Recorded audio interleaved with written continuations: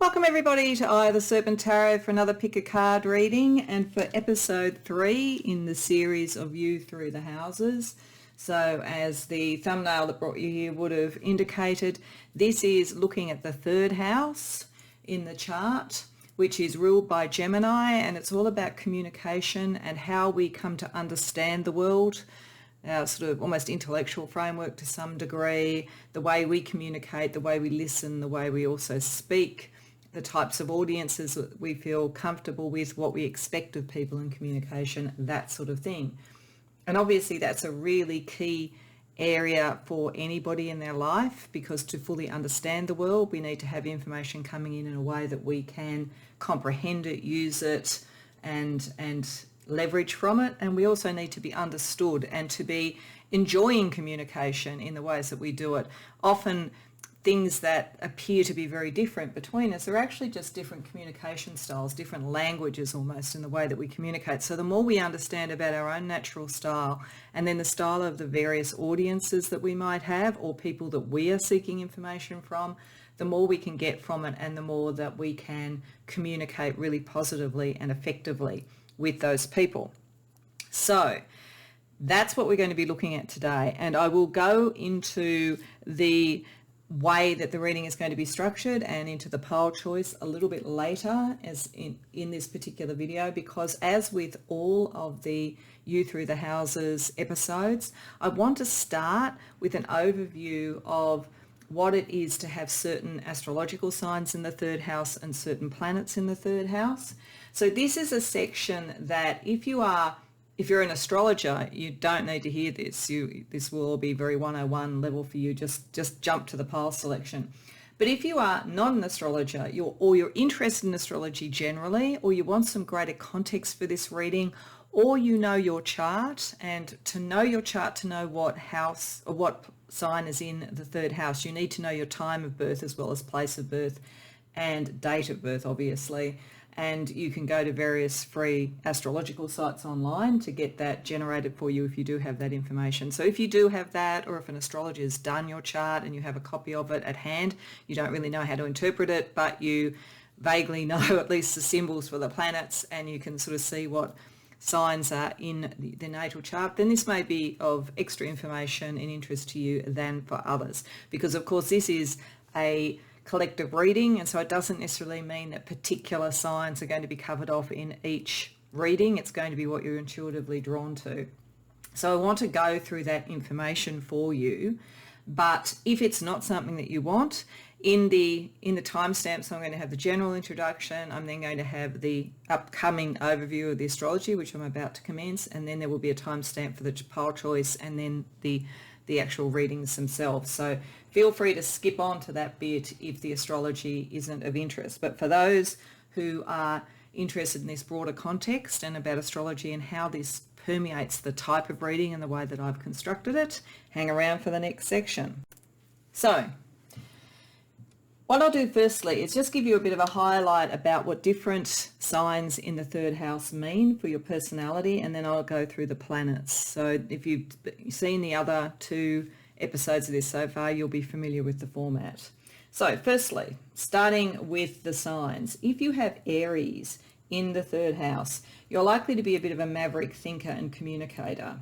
You really like to get on with things, you like direct communications, and you like people who are independent and not needy. You're likely to really focus on people when you're there, but you expect them to be fine without you when you're not. Communication is about action, it's about outcomes, and it's likely to be fast and potentially dramatic and direct. If you have Taurus in the third house, you're steadfast and conservative in your communications. Doesn't mean conservative politically, it just means that you're careful and you want to make sure that things are on a firm grounding. You're very security and stability orientated. You're not likely to say things that would really upset the apple cart. You want to have a sense of security and connection, and you're a very loyal friend and a very loyal communicator. If you have Gemini in the third house, which is of course its natural house, you really love to use information and communications to interpret the world, because that is the other side of the third house. It's how we interpret the world. So you see communication as a key way to understand the world and to be understood in the world. You are a natural networker and you tend to think fast and probably talk fast as well. If you have Cancer in the third house, you're very high EQ, very high in empathy and in intuition in comms, and you expect people to share their feelings. So you may find it frustrating if people don't want to talk about how they feel and express that. You might find dealing with someone who's more air-oriented in terms of communication that you're feeling like they're not being open with you, or it just might be a different style because you very much connect with others intuitively and it's subtle. Sometimes when you're feeling frustrated, it can get a bit passive aggressive. If you are Leo in the third house, you like humour, creativity, the dramatic, you're playful, you're energetic, you're likely to sort of sprout off with poetry or quotes from movies, that sort of thing. You seek and give praise very easily. So you're not, some people think Leo is very look at me, but you will also look at others and you are very much about communicating what's positive that you see, but you also like the praise and you will respond well to that. If you have Virgo in the third house, you're very critical and meticulous and thoughtful in your communications. You like structure, you like facts. You do want to help, but you like a direction or a plan before acting. And to you, comms is a source of service to others. You're very particular in your speech. You don't have to be just a planner though. I can speak personally here. I have Virgo in my third house, and I often used to joke at work that if somebody showed me a Gantt chart or a project plan, I'd probably come out in a rash. I really like free-flowing communication, but what I really do like is facts and to get to the bottom of things and to really understand things and to be open to see what the facts and take them where the facts lead you. So I think that's where it works for me. So you may be a planner or you might be someone who just very much likes to have that structure around how you communicate. If you have Libra in the third house, you're analytical, fair and balanced, and your communications and the way that you take information will reflect that. You can be very happy to give the benefit of the doubt, but you also like facts, a bit like Virgo, because you want to see where the balance is. You're a great listener and you're not particularly judgmental. Scorpio is very questioning and testing and can be a little bit, well, manipulative at its worst, but kind of directional in communications with people because of that intensity if you have Scorpio in the third house. You also, though, you're secretive and private and you don't necessarily expect other people to lay their whole life out for you. However, some people may feel talking to you is a bit like talking to a forensics expert or a detective. You do, if you're going to be in a conversation with someone and you value that and they value you, there's likely to be quite an in-depth conversation. If you have Sagittarius in the third house, your use of communication is to gather knowledge. You have a very intricate thinking pattern. You're very philosophical, very idealistic, very keen on higher learning, whether it's formal, structured higher learning or whether it's just being a lifelong learner. You're likely also to have an extensive vocabulary.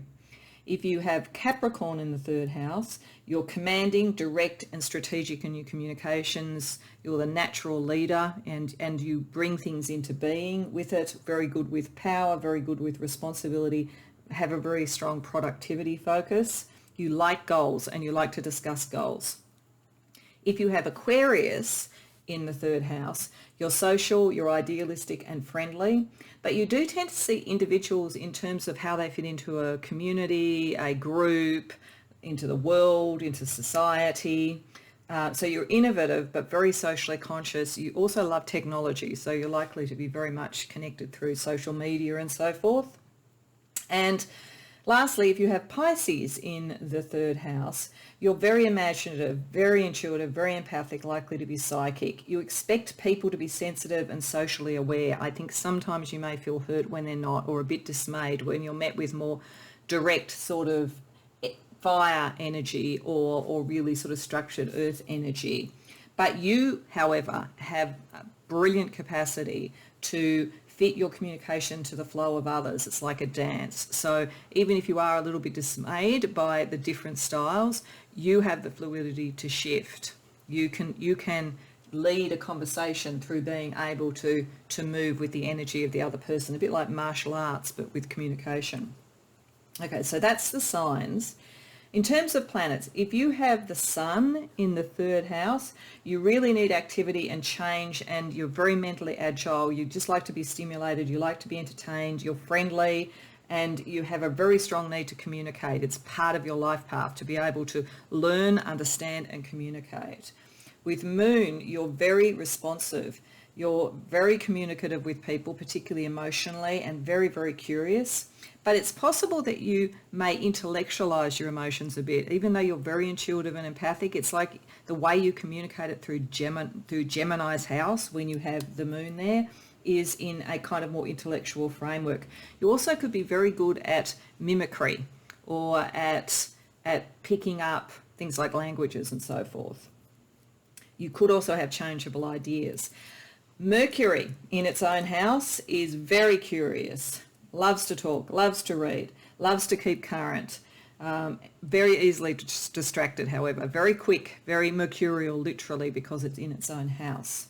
So you feel comfortable with communication if you have Mercury there because it's in its own house. Venus. If you have Venus in the third house, you're very verbally expressive but diplomatic and tactful. You'd be an excellent mediator. Whereas with Mars in the third house, you're going to speak your mind, you like to stay knowledgeable and direct and clear, and you're likely to like a good debate.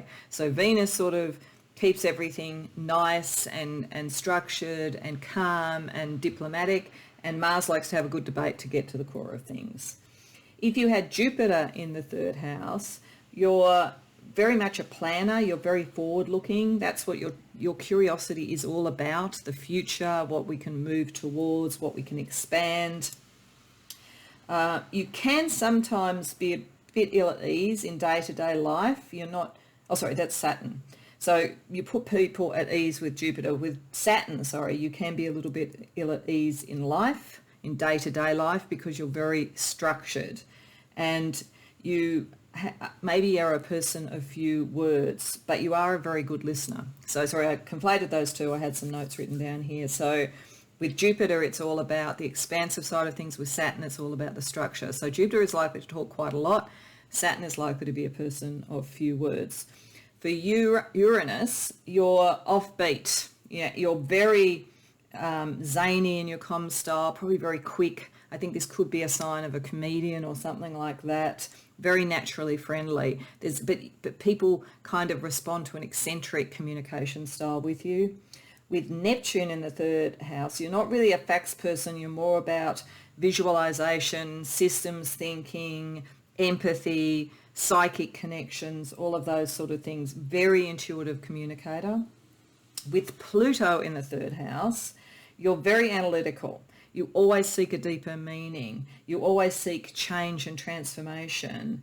You can be incredibly persuasive, but you do kind of do it almost a little bit detached. You prefer to observe than effect the change through the communication, at least until you're very sure what you're seeing. And lastly, Chiron is an asteroid that often shows where there's wounding from childhood that you're working through. So if Chiron is in the third house, there could have been criticism or issues or wounds in your family life around your communication style. It may have been very different to your family, and it might have made you feel shy or unable to express yourself. So part of Chiron's healing journey in the third house is to find the right audience, is to find where your communication style is accepted so that you can open it up more and feel more natural in it, regardless of whichever sign you have in the third house and so forth. So that's my overview of those particular astrological placements. I hope that was interesting and maybe we'll add a nuance to things. But now we're going to move to the pile selection. So for those who didn't listen to the astrology overview, welcome to the pile selection. And for those who did follow this all the way through, we're here now at the point where this can take some form. So I'm going to put down numbers as part of the selection information for you. So as with the other episodes in this series, I'm using different tarot packs that I think kind of align with the energies of the different elements within the astrology chart, but it doesn't necessarily mean that element is the dominant one in any of these given readings. But I've reflected that by the 3 for each of them, and then I'll tell you about which packet is.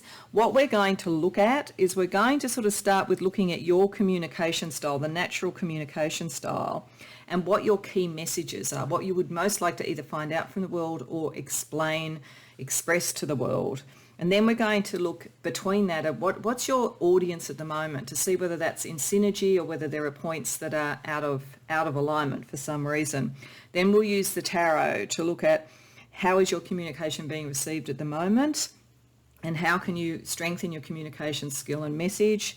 Then we'll have a look at what your ideal audience or ideal communication partners would be, and look at things like the types of messages you need to hear, the types of spiritual skills you have that can come to aid you in your communication, and lastly, the sort of balance of other astrology around it. So that's the structure for the reading. In the pile choice, to represent, even though, as I say, this does not necessarily mean it's what the reading will be about, but to represent the fire signs, I have the Three of Wands from the Wisdom of the Unknown Tarot. For pile 1, for pile 2, representing the earth signs, the Three of Pentacles from the Rebirth Tarot. For pile 3, representing the emotional cups, water energy, the Three of Cups from the Crystal Unity Tarot.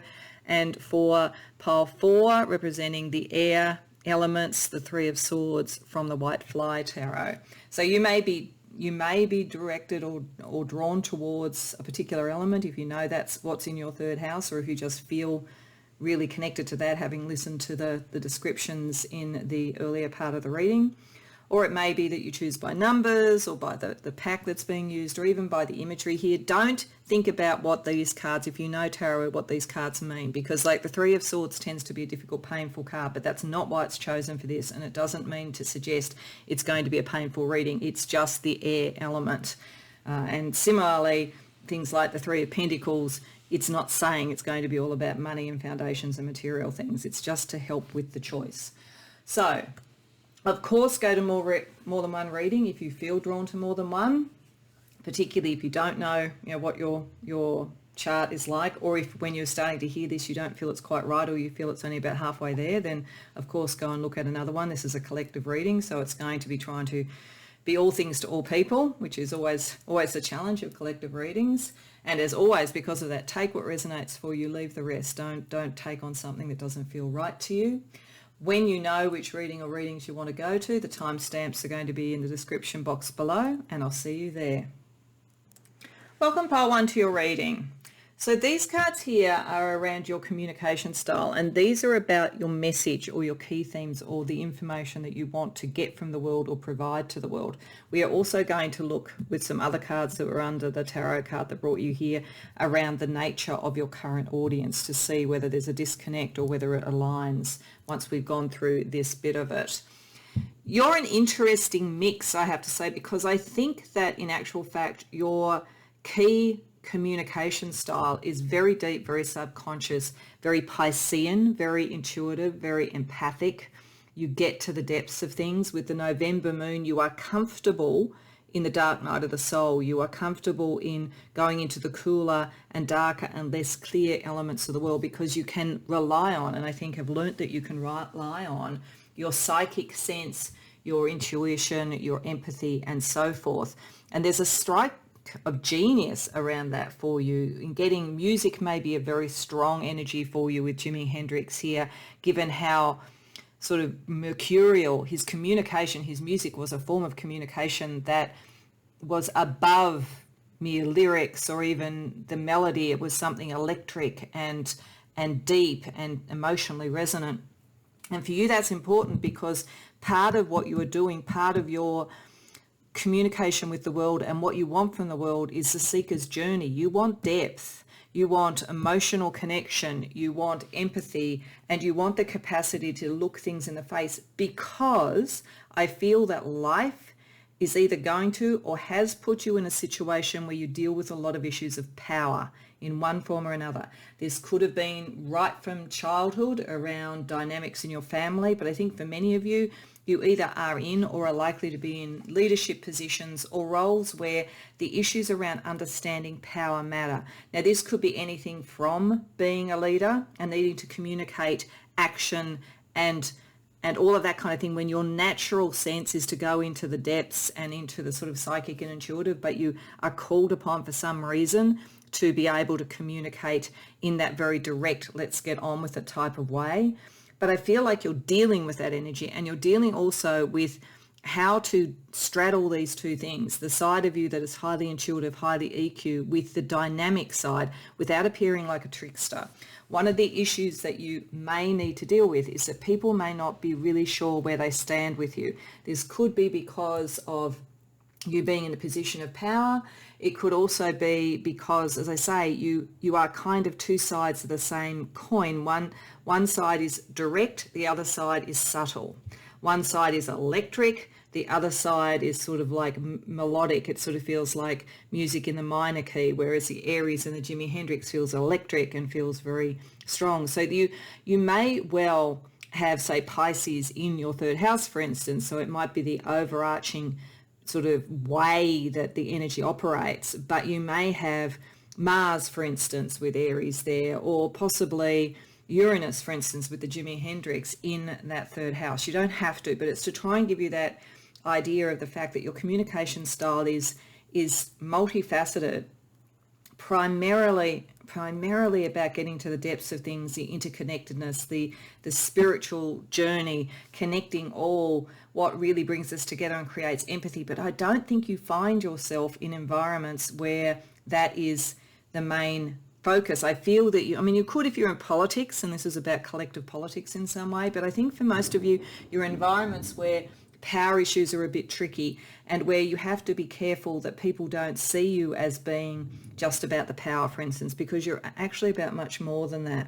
And again, the reason why I also think this has got something to do with power is over here when we're looking at what kind of key message you're trying to get to the world and how you want to interact. We firstly got the sovereign card. So there's something again about power, there's something about rulership, but it's connected with the 36th hexagram of the I Ching, which is about the subconscious, which is about the emotions, with about the moon, with getting into the depths. So this sort of sense of the November moon and the subconscious. There is an alignment definitely between these warring energies you have in your natural communication style with the messages that you're trying to do. And I think with the environment and audience that you have at the moment, it'll be interesting to see what we get around the audience, but it has got something to do with power and legacy, because I used two of the Stories Oracle as well around questions that could connect to the key messages. And with Centaurus, we have, what if you spent your life on something that would outlast it? So I think you have a long-term seeker's sort of energy around your communication, how you understand the world and how you want to communicate within the world, that is meant to bring in something of lasting merit. But you're very aware, because you're dealing with power issues and the sort of dark night of the soul almost that comes up, say, with the subconscious, that the Hydra energy is there as well too. And its question is, are you fighting the monster in front of you or inside you? So I think that a challenge for you is being in environments that are so power oriented in one form or another, and also being such an emotional sponge in a way. And if you did listen to what I was saying about the various signs, it's sort of a thing with Pisces about being able to sort of flow with the energy that you're coming with. So you are able to adapt to the energy that you're in. So if you're in a power environment, you're going to adapt to that. But you're going to see it at much greater depth than most other people. You're not afraid of the dark night of soul. You're not afraid of going to the subconscious elements. There's also something scorpionic about this as well. But I think the key thing for you in how you will be working through your third house is how you manage that depth psychology with an environment where there are a lot of power issues and where you want to make sure you leave something that is good and of your values and of your spiritual soul and inspirational, but which confronts power when it needs to be confronted, so that it's lasting in a good way without being misinterpreted, without being seen as not just being a game player or something. So sometimes you may need to deal with that people don't really see the depth that you're dealing with. They see this frontal personality that's very direct because of the environment that you're in. It may differ a lot. It may be in your your sort of like love relationships and family relationships, you can be much more in the Piscean sort of spiritual side of things. But even with that, I think most of you will probably have relationships that have some of these dynamics in them as well. You're a very dynamic person and you're going to attract dynamic people to you, but there's a legacy that you want to leave. So your style is about that, a long-lasting communication that understands the world and its power dynamics at a very, very subterranean, go to the depths, really understand it, and then rise from it, like with Jimi Hendrix, almost like a phoenix to bring that information through in a way that you have to balance so that you are not misunderstood, because your message is about using power correctly, using sort of legacy and structures appropriately and honestly. Like, there's something about honesty here. I think you're very, very honest, but you're not necessarily in an environment that is. So let's see what else there was in terms of the audience you have at the moment.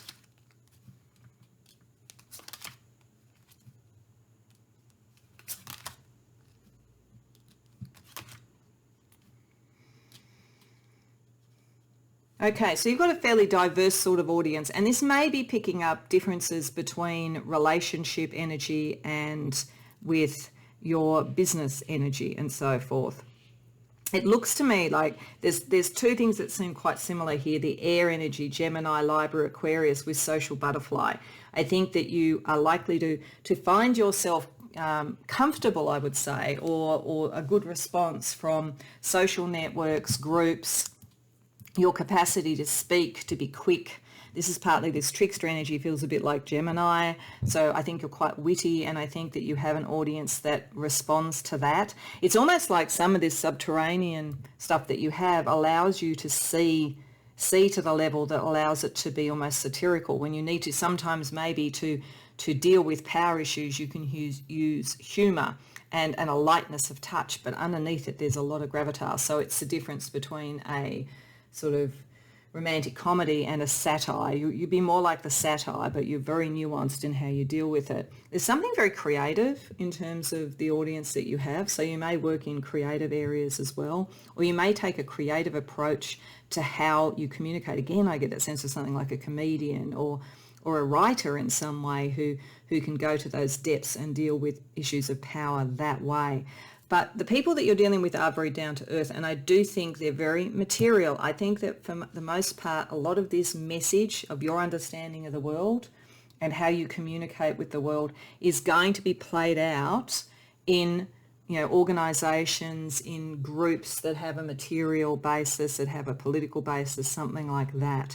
But there is a bit of a clue here about balancing these energies in your natural style through a lightness of touch, I think, that the air energy gives you, because there's so much emotional depth to which you go and so much psychological depths to which you go, and you probably have a creative way of breaking through that in an environment that's maybe more conservative than you. You're a little bit more Uranian and inspirational maybe than the people that you're around in general.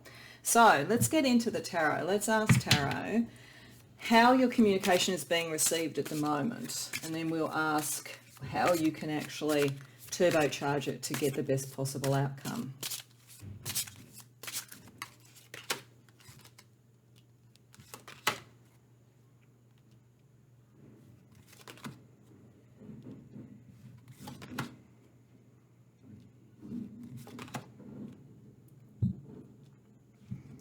Okay, so I do think that this Neptunian, Piscean depth stuff, you keep a little bit hidden. It's there, but you keep a little bit hidden with the King of Water reversed. I feel like that's you, that's sort of Pisces, that's that energy, that emotional understanding. But I feel with it reversed, you're not necessarily showing it. It does look like you're in quite a conservative, conventional or traditional environment, or we're looking at relationships here that have some long standing and some almost social or community requirements around them in some way. So I think you do very much understand the structure of the world that you're dealing with, and that's part of how you use your communication, your intellect, to understand that better.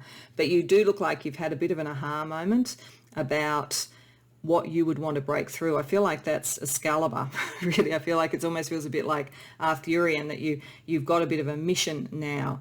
having seen maybe the impact on some people financially, materially, of this very conservative type of approach. And again, it doesn't have to be politically conservative, though it could be, but it's an established approach, an established sense of power and class and structure that's around you.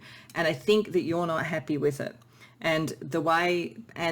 But you are not yet really expressing it by the looks of things. You haven't yet shown that. So I feel that your communication style at the moment is fine. People are probably seeing that air element, the social butterfly, the fun. I think they may sense somewhere that there's a power source underneath you, but I think they'd see you more as direct and fitting in at the moment, and potentially on a leadership journey with sovereign there, not understanding that if you were a sovereign, if you are moving into a position of power and whatever this is, you're going to upturn everything. But you're not showing it yet because you know to do that precipitously would be to just cause a lot of emotional confusion, a lot of loss of friendships, connections and so forth. And you do understand this needs to be a marathon. And you've only really just started to work out what it is that you want to communicate.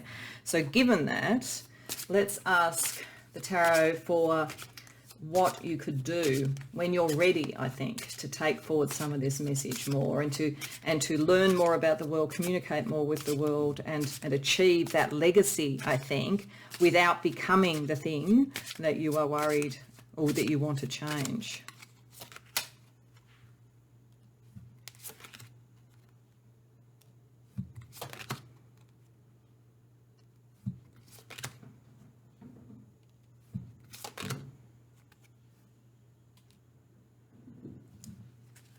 Okay, I think Spirit is saying there will be a point where you need to be a little bit critical and distant from some of the relationships that you have around you or some of the people that you've been communicating with.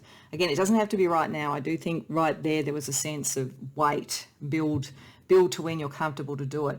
But it looks like that air energy again, I think with the Queen of Air here, that Spirit is saying that even though you're actually more a combination of the sort of empathic and the direct wanting to get on with it, your capacity to use words and your cleverness and I think humour again and social networking, but from a very precise level with the Queen of Air. The Queen of Air is Gemini, and Gemini, of course, is the third house. So I think it is saying that when you are ready, you will be able to be like a sovereign, like a monarch of communication in some way. You will have the skills, but you have to know that you've got almost the philosophical structure. It's almost like you've gone from the first one, the Ace of Swords, through to the Queen of Swords or Queen of Air. So there's a journey to go yet to when you can present it. And in the process of doing it, you may separate from certain people or certain places that aren't really working for you. Places in particular where there is a disconnect about power and resources and so forth. And this could be in any type of relationship. It could be in career, it could be politics, but there is definitely a sense of dissatisfaction with how power and resources are shared in the world. And part of your journey to communicate your key message is to take a lead in dealing with that and bringing a new sense of abundance in some way, whether it's to a workplace, something politically, to a relationship, whatever it might be. There are some debates that you're going to have, but they're fairly minor with the Five of Wands. I think you'll be quite, between the Queen of Air and the Aries feeling there and the sense I think underneath that you really can get to the depths, I think you're quite intimidating when you need to be. People, as I say, there is the issue about making sure that people don't think you're a trickster with that kind of Gemini energy. Make sure that you aren't seen as two-faced. I don't believe you are, but some people might try and say that. So the clarity of your message and the fact that it's about abundance for all and shifting what isn't working in whatever you're doing is important. And see the battles as only small, because they are only small. This is how you deal with the Hydra. This is how you don't become the monster yourself. Don't overblow things. It is saying that you can do this. You do have you see things so clearly. You have the capacity to communicate so lightly when you need to. And then you have the sort of directness that's necessary to, and that power in whatever this form is will respond to. You can do it, but it's not quite yet. This is really a matter of timing and tuning into this energy and working out in what aspect or aspects of your life this is going to occur, because it could occur quite often. With this energy we had originally, you are someone who will never be able to have a light-hearted, everything's fine, everything is what it appears on the surface type of way of looking at the world. You see to the depths too much, and if there is something fake or something that is tyrannical or something that is manipulative, you're going to see right through it. And I think that's something that's been a pattern of your life, and it's going to continue to be a pattern. But I do think this is picking up a very key thing where there's almost a legacy in career or creativity or in a key relationship that you are going to start to go through so that you really establish who you are. So that's very powerful. Let's have a look at who your best audience is, like some aspects of your best audience, and this for what you're trying to do. So because it may be your early allies, if you're trying to do something creative and you want to sort of put it out into the world, it might be the sort of people to market it to. So take from this what makes sense for your situation. So I'm going to use 3 different oracles that have personal aspects. So firstly, causality and reason and hearing. Okay, so this is why the Queen of Air is important for you, Pile 1. You are going to be winning your battles, getting the right information and getting your message out by reason, by the use of the philosophical understanding. You get information very directly and very deeply, but you need to put it through a kind of reason-based thing. It feels political, it feels like a new framework, it feels like a new policy, that kind of thing. And by being able to talk about the consequences of things, causality, and being able to pick apart any lack of logic in other people, that will bring people to you, people who are looking for a sound reason for things as opposed to just an emotional response. If you just went to your Piscean depths and emoted about it, you wouldn't get these people and you wouldn't get the results. It's your capacity to bring that up and put it into an intellectual and so very articulate framework that's going to help. And they're people who want to hear, they want to listen. So I feel there's something you do. You get up, you're a presenter in a conference, you're the leader who's leading people out, you're a writer, you're something where your audience wants to hear what you have to say. It's more about you having an audience than being the audience, which doesn't mean, of course, that you don't listen to others and all of that kind of thing. And you always will anyway with that kind of seeker Piscean energy. But you are meant to bring a message out. This is part of who you are. I wouldn't be surprised if your sun was in the 3rd house. Doesn't have to be, but I wouldn't be surprised. Okay, let's get another couple of qualities around your best audience.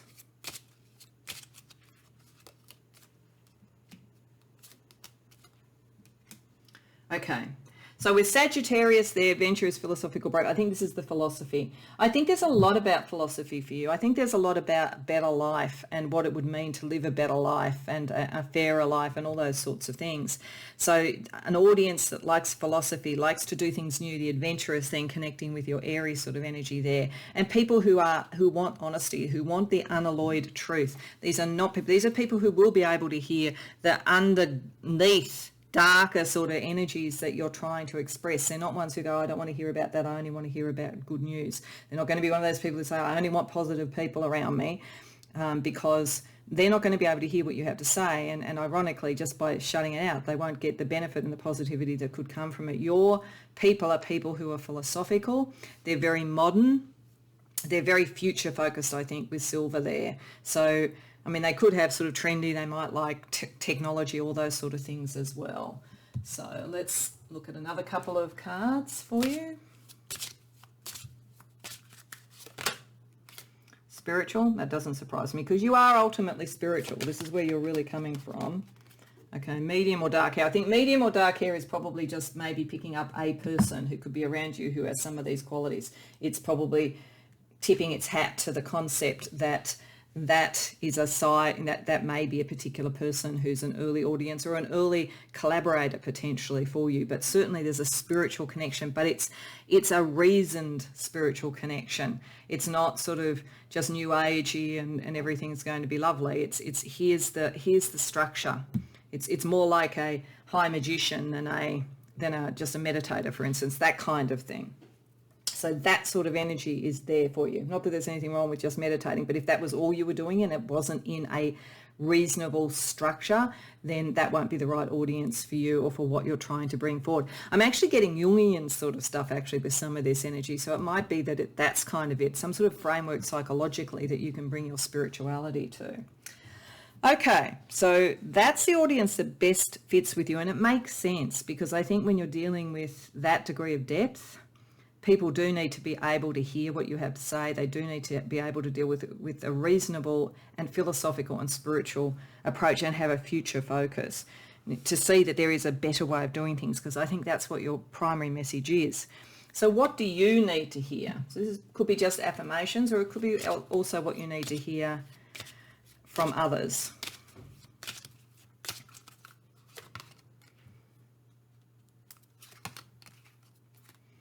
Okay, so we've got the throat chakra and the sacral chakra. So we've got communication, which absolutely fits with this. So this is all about communication. And the sacral chakra is about creativity. So again, we come to this concept that there's something in this that's creative for you, whether it's the traditional creative arts, and some of you it could be, as I say, comedy, novel writing, that kind of thing, or whether it's just getting to that kind of fertile creative energy that you have. The messages that you're meant to hear with turquoise crystal, which is about purpose and clairvoyance, I align to my true life purpose. Yeah, because you do have a true life purpose, and it's bigger than you. And I utilize my psychic gift of clairvoyance. So yes, you have there's something very deep, very psychic in you. And it might scare you sometimes, actually, I'm getting, because you're like someone who goes into the underworld. You're very much like Persephone, but don't be scared of it. You are actually able to do this, and you are actually able to arise out of it and take action. With the sacral chakra and tangerine quartz, we have curiosity and playfulness. So have a bit of fun with it. This is this sort of air, the queen of air, the sense of almost comedy or something light to deal with the darkness, to balance it out. And what the affirmations are I always feed my curiosity. So never feel it's wrong to get to the depths of something. You're either going to be just doing it because you're genuinely interested in other people and information, or you're going to be doing it with a kind of sixth sense that knows that there's something underneath the surface that needs to be brought to the light. And we've also got, I honor my inner child by being playful. So then, yeah, have fun. Like, you have a lot of heavy energy around you and a lot of dynamic energy around you, but use this air energy. Use the power of the third house, which is an air house, given that it's Gemini, to lift it up and give it a lightness of touch. Okay, so let's have a look at some spiritual gifts that you might have, particularly since spiritual people are a big part of your communication group.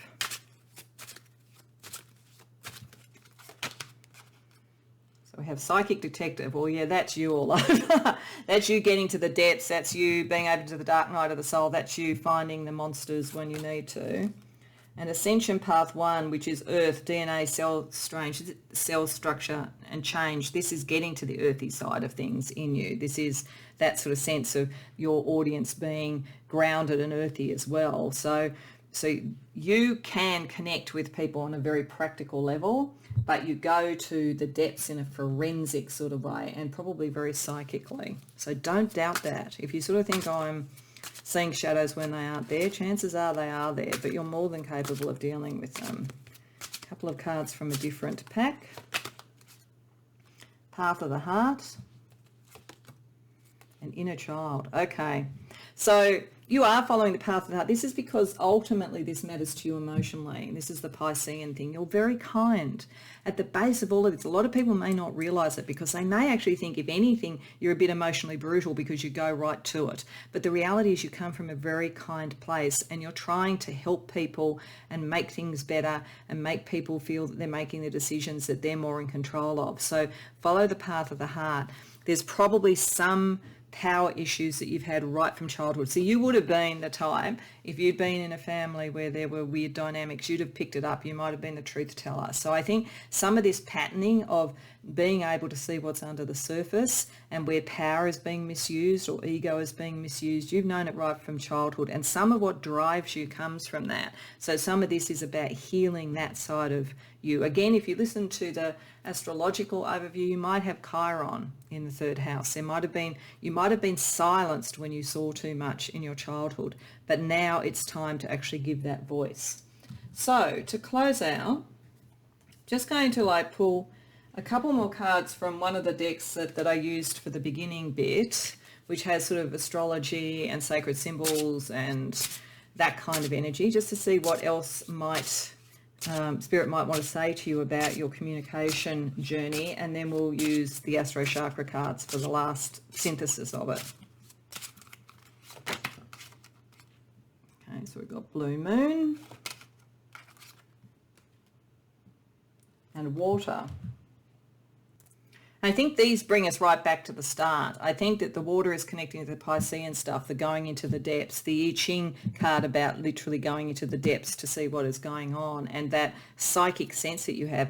The blue moon suggests to me that you are coming to a fateful time where a lot of this is coming together. It's not yet quite here, because remember the tarot said that you've still got some work to do on what your messaging is going to be, but you have a sense, a suspicion of destiny, and you're not wrong. With the blue moon, there is something very special that you are meant to be bringing to the world. So to help you with that and to close out the reading, let's get a few Astro Chakra cards.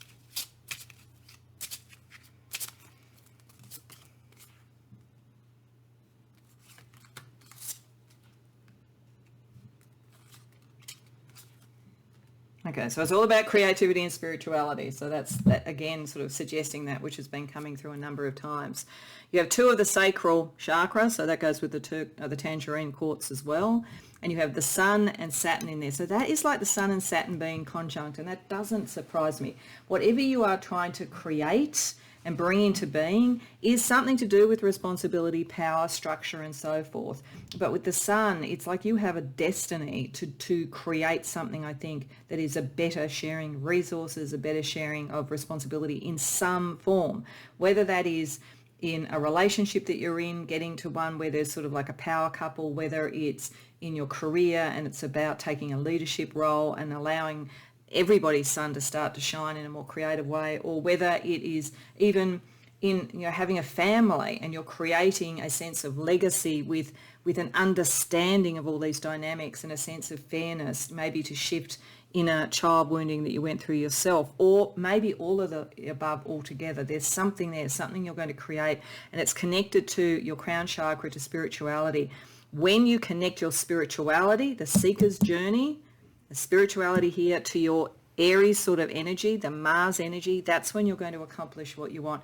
You can't accomplish what you're trying to do without dealing with the powers of the world pole one. You can't walk away from them. You can't go, oh, that's too much. You have to be in this world to achieve what you are going to achieve. But once you do it, you'll realize how strong you are compared to other people. So I hope that that resonates for you. I'm sorry if you can hear that noise in the background. I think there's a little bit of gardening going on outside. Hopefully of short duration if you are hearing it. I hope that you did enjoy the reading. I hope it made sense to you and resonated. If so, please let me know in the comments, like, subscribe, and I hope to see you in future episodes of this You Through the Houses series, and more generally in future readings otherwise. Bye for now. Welcome, Pile 2, to your reading. So these cards here are to represent your communication style, and these are to represent key messages or how you want to interact with the world and what information you want from the world. And we will also look at your current audience or collaborators or people that you're getting information from as well too, to see what synergies or disconnects there might be. You are someone who I think carries quite a bit of pain. I think emotional pain. It doesn't mean that you're going to forever, but I think that this is something that you're transmuting through your communication style. And the pain or understanding that you've had, and possibly the harsh judgments from people in the past, or things that didn't necessarily, your wisdom, your way of doing things not necessarily being seen, is a refining fire in a way for you. It is to bring about more of this sort of sense of Mars in Gemini, being able to be direct, being able to be clear about what you want and who you want and how you want things, because there's something relational in this, something about love as well as, I think, family, and then more broadly as it extrapolates out to how you connect with the world. It's a very interesting set of cards here, with chemistry as one of the archetypes, and then the Shadow King and Mars. I feel like many of the people who have come to this reading get drawn into intense communication and connections with people that is often feels like chemistry. Like it could be anything like feeling like you have a twin flame, and you may well, through to sort of just passionate, having crushes on people. But sometimes, particularly over here, because we have the 41st hexagram, which is about decrease, which is about dream world, about going into the depths rather than necessarily always seeing what is there. There is a bit of a disconnect, I think, between maybe what you feel and being drawn to people and what you're actually being able to see. There's a possibility with blinded by bias that sometimes if people seem very attractive and interesting to you, you may not see what else is going on there. And it's interesting, we have Tina Turner here. So I was using the music oracles for a kind of a sense of the energy around this. And she is wild and strong and iconic and all of those sort of things, which you could be with Mars in Gemini, and really fast and really quick and energetic.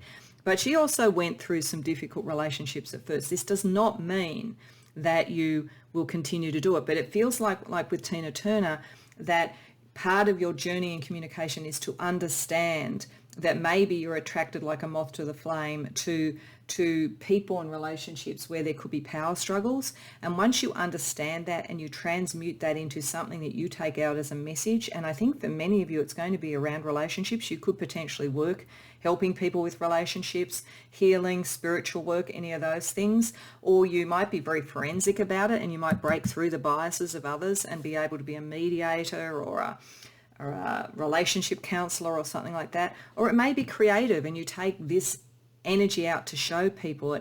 It's like you take that, what you've learnt of the world. It's been very intensely personal and very intensely about chemistry and relationships and who are the right people for you, and starting to own your own power and how you can communicate that. I'm getting that it's because you're powerful, you've drawn powerful people to you, but you might have been some of you might have been in a relationship, for instance, with someone who was very powerful around you, or you felt you could look up to in some way, a celebrity or something, even like something like that, where you weren't really clear on the person you were drawn to that, but you're meant to be that sort of person. You're meant to be the star of your own show and to take your energy forward, because you have a lot of wisdom to share, and that pain creates the wisdom, and it takes you out of just the sort of wishing for something into wisdom. And I think part of your message is about taking people from wishful thinking into reality and transmuting pain, because I used the Stories Oracle here that has questions also about it, and we have Lupus, which says, what if your past was just a story and your potential was endless? So I think it's like letting go of something that's hurt you, something that didn't work out the way you expected to, something that took away a bit of power from you, so that just like Tina Turner, you can become the powerful person, the iconic person. And we also have Gemini. So we have Gemini twice. I wouldn't be surprised if many of you actually do have Gemini in the third house, or Gemini strong in your chart.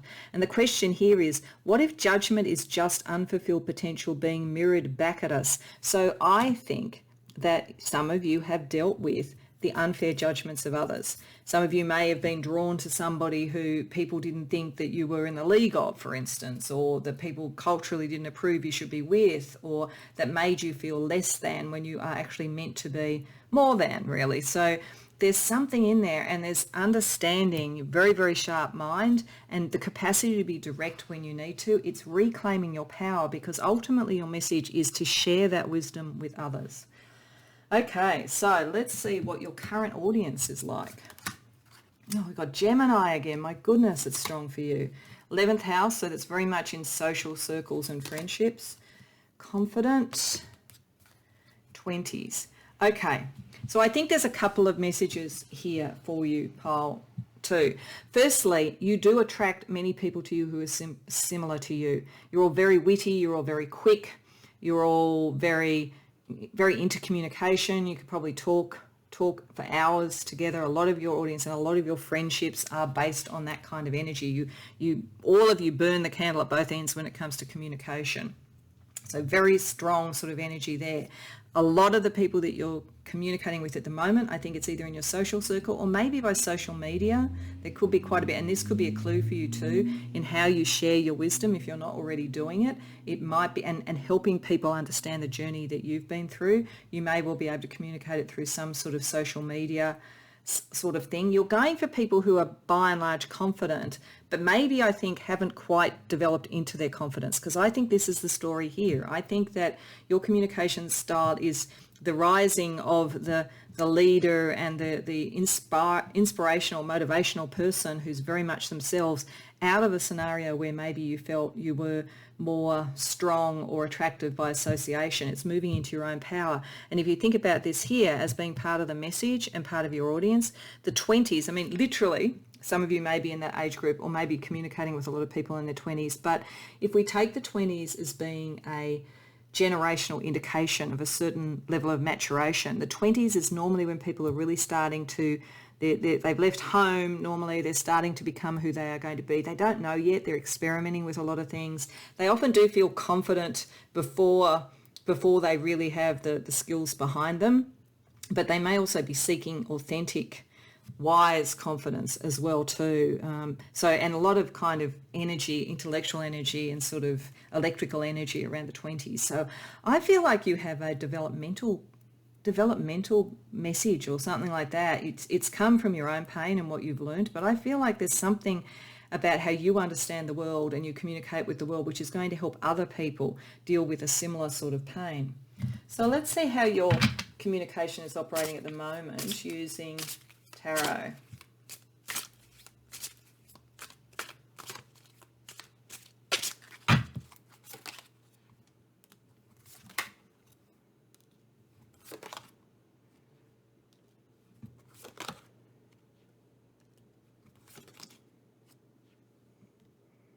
Okay. You're definitely in the process of moving away from relationships that made you feel a bit isolated, alone, not good enough, and maybe sort of under somebody's control or under the sort of like judgment of others. Because I feel like judgments that you've received, whether it's in family, friendships, lovers, whatever it might be, have been controlling and a lot of projection on you. This is the sort of Shadow King energy. You've learned something about how other people's opinions of you are just subjective opinions. They're not necessarily objective just because they're not yours. They're just somebody else's subjective opinions, and you've worked that out. And something, I think you've heard something or learned something with the High Priestess reversed is there that is making the decision about who the right people are to have around you and the right way to relate and the right sort of thing to communicate. It's coming into focus for you very, very well. I do think there's a psychic energy here to you that you're maybe not fully tapping into with the High Priestess reversed. I think that maybe what I'm getting is that underneath, in whatever the formative relationships were here, you kind of knew that you were, giving somebody the benefit of the doubt longer than you should and so forth. And you suppress that sometimes because you want the chemistry to be real and all that kind of thing. So I think you're coming to a conclusion about the fact that you need to listen to your inner knowing a bit more. But you certainly have some opportunities now to take that forward. And it's interesting judgment there, and this is judgment in a different way. I feel like connected with the Three of Wands, you're now moving to a situation where judgment will work for you, and it's your judgment and your understanding, and you're backing your own belief structure. So let's see what Spirit would suggest for you to heighten and improve your communication and your interaction with the world through your third house.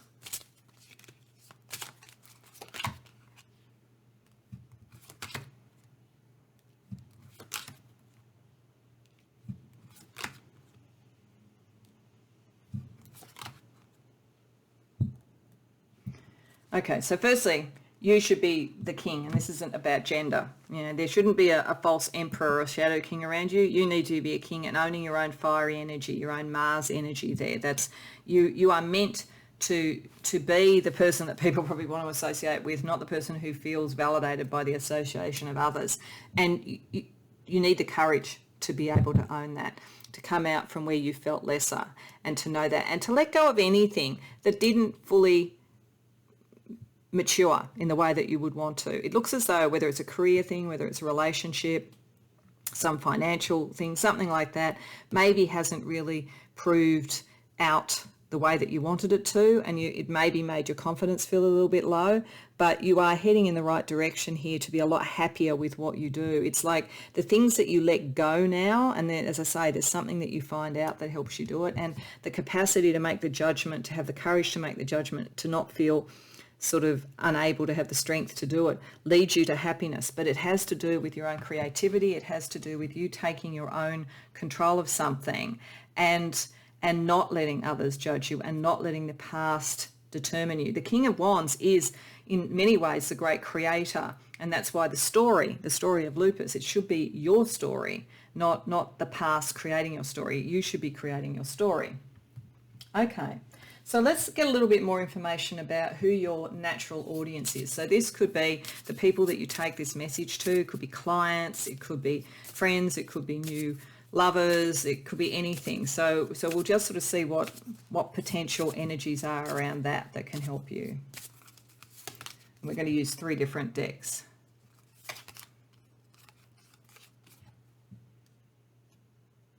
Okay. So firstly, a natural audience for you, I think, is people who have also experienced what you've been through, and they're fed up with contrivance and they're fed up with misconceptions about themselves. They want something constructive. It feels as though you bring, because you've gone through something, you bring a message that says, yes, we all go through this sort of crap and it's okay. You know, this is how we move forward constructively. This is how we take judgment and we work out whether or not it works for us or not. We don't give power to other people to either praise us or criticize us. We just listen to what's being said and we make the decision constructively about what we want to do with it and whether we think it's valid. And ones that want to be individual, people who do not want to just follow the pack or do what they're told. So, and they're people who observe things a lot. So I think that your narration, your story, they're going to be observing that. They're going to be able to see how you're walking the talk, and that is important to them. Okay, let's have a look at some other aspects from a different deck. Gold. Okay, so firstly, I think if this is a client base, if this is something you're going to do with your career, and I think for many of you it might be, you're likely to have pretty well-off clients and ones that really can make something of what you do, and gold I'm also getting is like the alchemical process here as well too. So I think it's ones who want to go through the transformation. They can see the validity and the value of the transformational message that you're bringing. And there's something sort of soft and caring about them, though I think the first sense you'll have of them is they're a bit stroppy and they want to be themselves and they're fed up with all the sort of contrivance around them. But underneath, they're very sort of soft and caring and so forth, and likely to be very generous if they're clients. And if they're friends, they're likely to be really supportive of what you're trying to achieve. Let's get a couple of cards from another deck.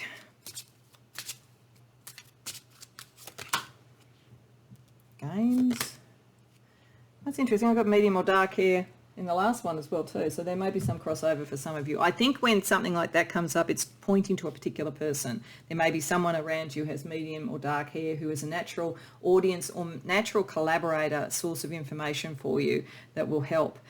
This is interesting that we have games. I don't feel like it's people who want to play games, because I think they're the exact opposite, but it may be that there's something creative in the world of games. It may be a way that you can bring this about, whether it's some sort of an app or a game online, or whether it's something like a game that you might create for a corporate group to sort of show what's going on under the surface, or something like that. There is probably a little bit of competitiveness in these people, and this is maybe partly why they've got a bit fed up with other people telling them what to do. But I feel primarily it's maybe tilting towards something creative in the area of games that may bring the audience in, or may be something that you can create for your audience to get the message across. Okay, so what message do you need to get? We're going to pull a couple of crystal chakra cards for some affirmations for you. Then we're going to have a look at your spiritual gifts and do some other astrology sort of closing energy for you on this. So what do you need to hear right now? What needs to be communicated to you, pile 2? The root chakra and the heart chakra. Yeah, so even those two put together, yeah, it tells me straight out of the gate that your foundations, your security, your sense of self will come from doing what is true to your heart and true to you. And you will always be looking at it through the heart. This maybe have been your Achilles heel in the past. I do think that for some of you, you've been in relationships that have not been mutually supportive, and you've been drawn into it by the chemistry and the feeling of passion. But it's getting the connection of your heart to something that makes you feel stable. We've got Ruby here, which talks about spontaneity and motivation. So I do think you could be a motivational speaker or something like that. The messages to you are, I allow myself to be spontaneous and I feel motivated to achieve my goals. So don't feel that what didn't work out defines you. Don't think that the past defines you. Don't think that other people's judgments define you. Move to what you want to do and that you can be spontaneously able to bring about. All that Gemini energy is very, very spontaneous. The heart chakra with Malachite is about release and guidance. So I think it is releasing past things. The affirmations are, I release past traumas, yes, and I think some of you have that. And I seek guidance from my higher self, so connect to your spiritual center and yes, don't deny that with the High Priestess reversed. You know, connect your heart to your spiritual guidance. It won't go wrong by you. So talking about spiritual, I want to use a couple of decks just to get some spiritual advice for you as well around your communication with the world. Pile 2. Got the spiritual arts and Diamond Child. Okay, so with the spiritual arts, which is about sort of artistic design around singing, sculpting, all that sort of thing with the spiritual thing, this is perhaps picking up this creative sort of energy as well. So there may be something there. It may be that part of the way that you can communicate with people is through some sort of artistic expression. Diamond Child is interesting here, born between 2010 and 2011. So it would be somebody who at the moment is just a sort of young child heading towards teenage years. So it could be that is someone in your midst that you have a very strong spiritual connection to. It could also be that it's indicating a time period. So when you were around about 11 or 12 probably, that some of the first patterning of this set in place. So it could be pointing to that sort of time in your life as well, I think. Let's see what the evolution of the soul deck has to tell you.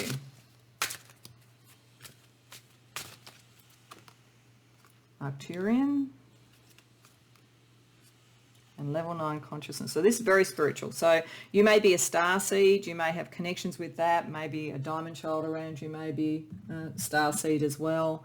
But you're gifted at divination, channeling, and you're meant to be a leader in communities and workplaces and to help to advance and innovate. That's why it's important not to be in somebody else's shadow. So there's some sort of energy around that for you. And level 9 consciousness is about transforming the people you meet, being able to lead again, and seeing how your presence influences others. So this is the thing. It's like I said right at the beginning, you've been through pain. You have, I think. And you've maybe made some mistakes about who you looked up to, but you've learnt from that, and it's time for you to sort of lead by example. So to close out, I'm going to firstly pull another couple of cards from one of the decks that was there right at the beginning for any other sort of broader astrological or sacred symbol or archetype type energy, and then we'll close out with the Astro Chakra cards.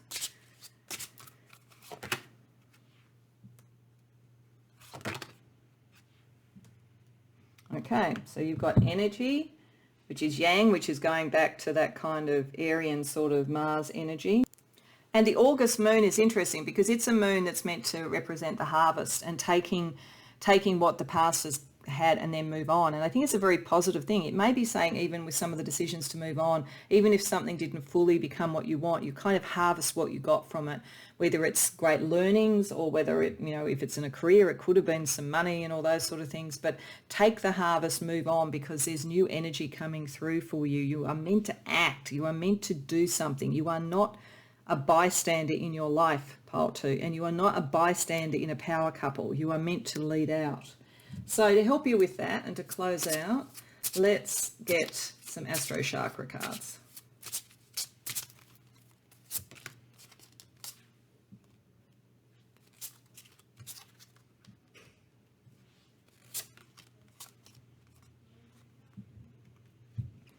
Okay, so firstly we have the solar plexus. This is about you, it's about your sense of confidence and so forth, and how individual you are with Uranus there. You're not meant to fit in with everybody else. You're a nonconformist, and understanding that and showing a different way, an eclectic, interesting way, taking that Mars in Gemini to be active about communication in a way that suits your energy.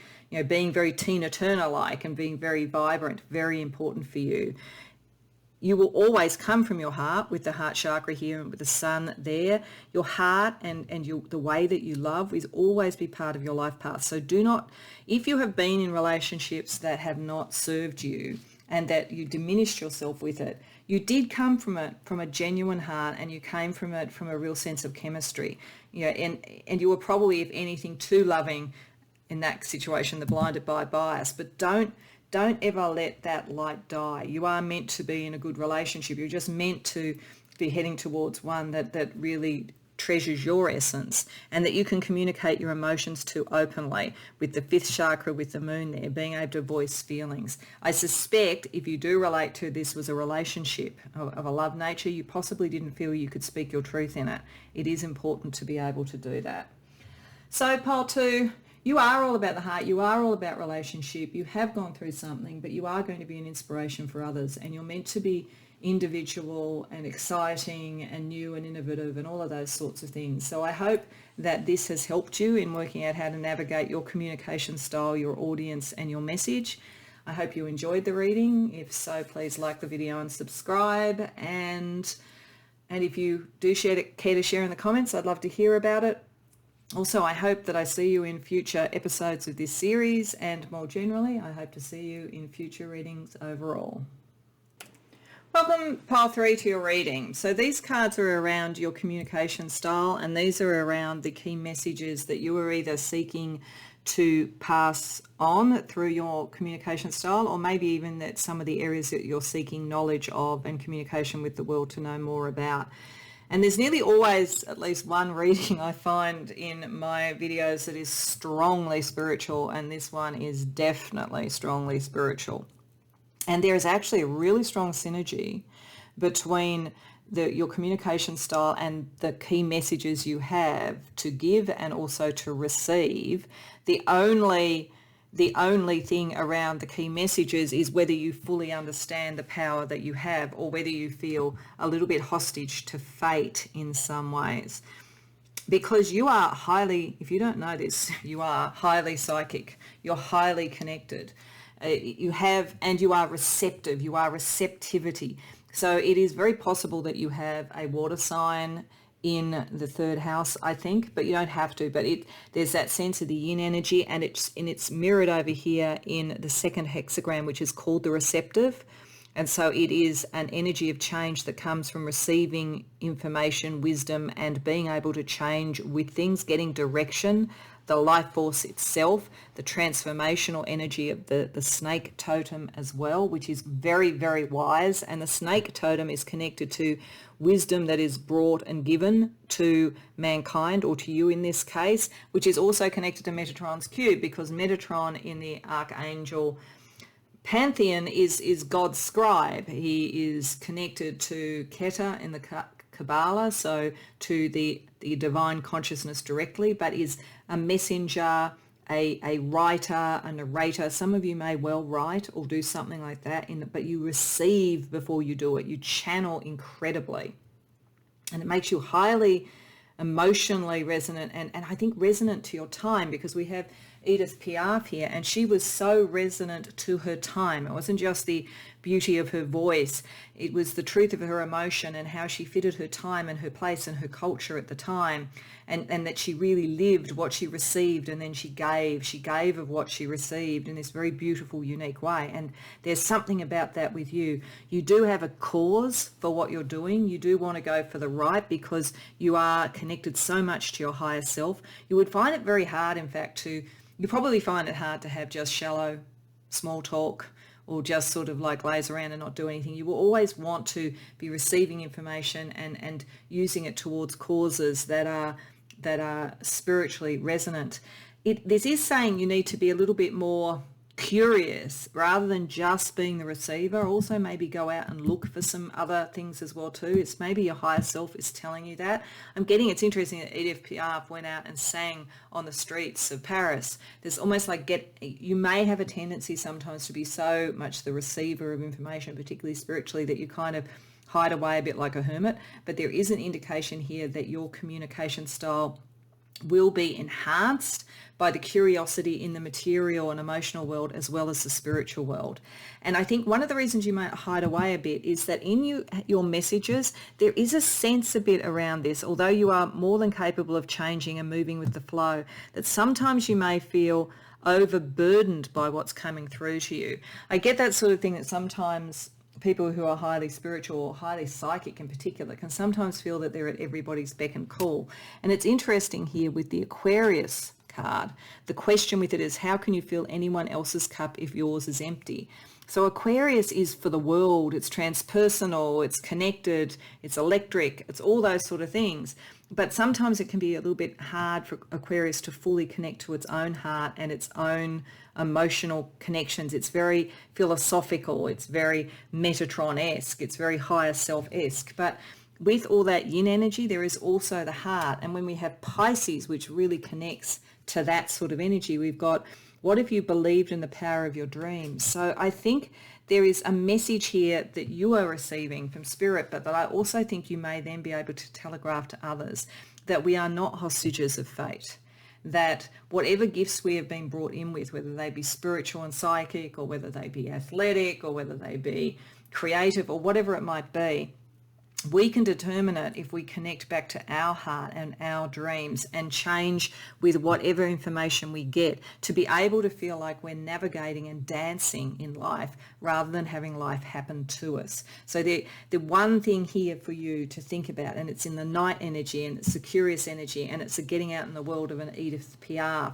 wearing her heart on the sleeve, is that yes, you get downloads from the universe far more than the average person.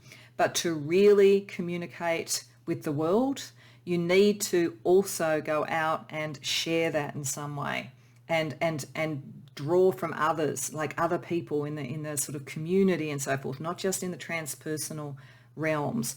But that's really the only thing, because I think otherwise you're very strongly aligned. The messages that you have to give, the way that it's coming across to people, all of that sort of stuff, most people would probably see you as highly spiritual. No matter what you do for your career or anything, they see this aspect of you. They think that you know things that probably people shouldn't really be able to know, but you do. You have a direct line, in a sense, to the divine. And I think that is very clear in what you say, and you're very honest in what you say, but I think sometimes to your own sacrifice. So let's have a look at what your audience energy is at the moment. Jupiter, 6th house, mysterious and faithful. Yeah, you've probably got followers. You've probably got people who, as I say, think that you've got the keys to the metaphysical kingdom, to be honest, and they're likely to be very faithful, loyal to you. They think you're a bit mysterious. They like to be a bit mysterious as well. There's something about your connection to the divine and the spiritual that they find very appealing because they feel it's at another level and they really relate to that. They do look to you almost for a law of attraction type of thing with fate and with Jupiter. Jupiter is about expansion. And in the 6th house, they see you, or they're getting the message that part of what you are here to do is to be of service to others and that you are open to do that. And it's interesting that the planet that rules the 6th house is Mercury again. So your communication about what you're receiving is somehow to be of service to others and expands people's horizons, expands their luck and so forth.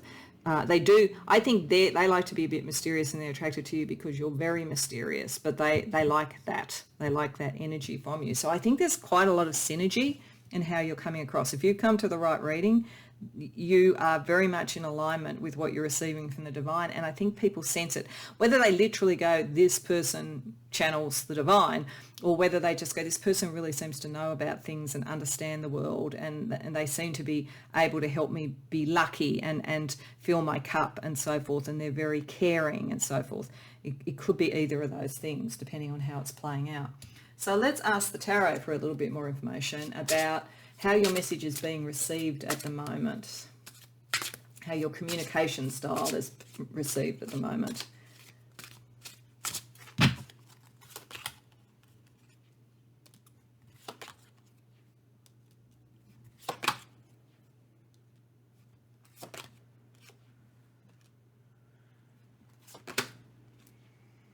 Okay, that's interesting. They all came out reversed. I think this is partly that you at the moment are in this sort of more reserved, receptive energy. If you think of yin and yang, yin is receptive. It's not lesser, but it's receiving rather than pushing out the energy. So I think this is picking up that you are in that space, and if you, to the degree that you communicate, you're communicating what you're receiving, and you are helping people around anxiety about fortune in some way, around fate, around life and so forth, possibly also around broken hearts and so forth. Some of you may work in sort of spiritual areas, helping people deal with relationships, twin flame sort of situations, that sort of thing. That's a possibility.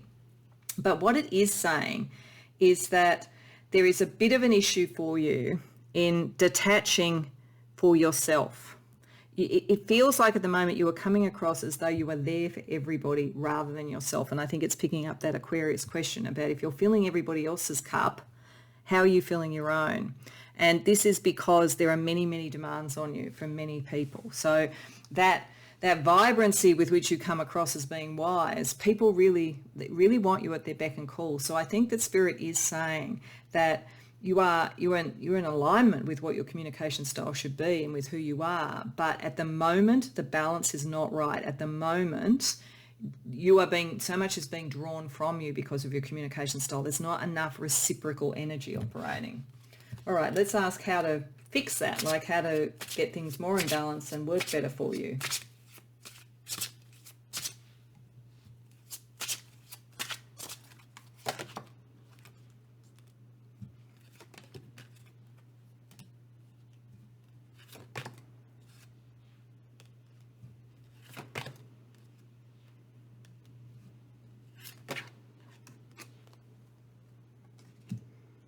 Okay, there's a lot of major arcana energy there. So I think the first thing I'm getting from that is that Spirit and the divine will connect with you, and that you are at a fairly fateful time in your life. So Spirit and the divine is going to help all that major arcana energy.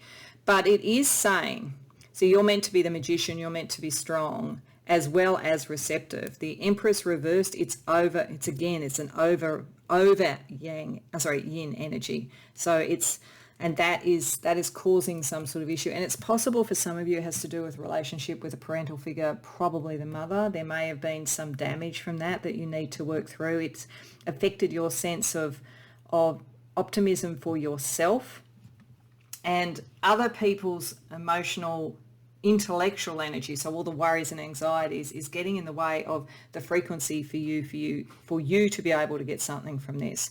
I mean, it really does feel like you're almost like a tap that they turn on and they drink from, but you aren't getting to also have that nourishment as well. So Spirit is saying to take the strength. You don't have to be hostage to this fortune either. You can just get a bit curious, get out into the world a bit more, and create a cause that is more action oriented, I think, and connecting with what you want to do, so that you are starting to believe in and create your dreams, so that we can turn this star energy around to connect with the magician. So I do feel that Spirit is just saying at the moment it's out of balance for you. Your communication style is working brilliantly for the people that are around you, but it's not working brilliantly for you. Okay, so let's find out a little bit more about some of your natural ideal audience. Like if you could move past maybe what you have at the moment, where there are people who, not necessarily from bad intent, but people who are really bleeding you dry in a sense, what would be the best sort of audience for you, or people to communicate with? So I have 3 different decks I'm going to use.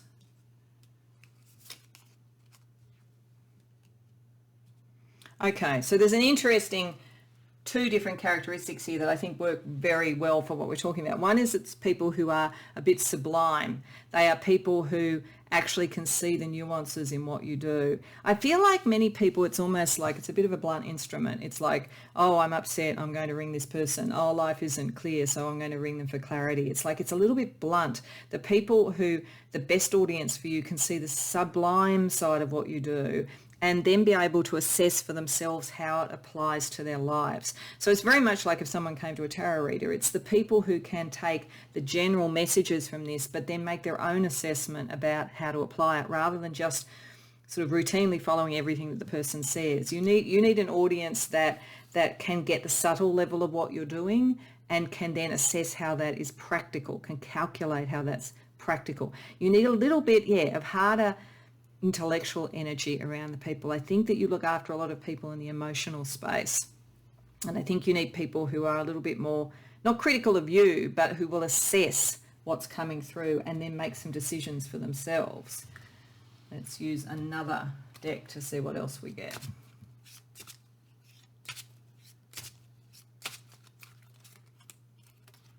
Got Dragon and Cancer.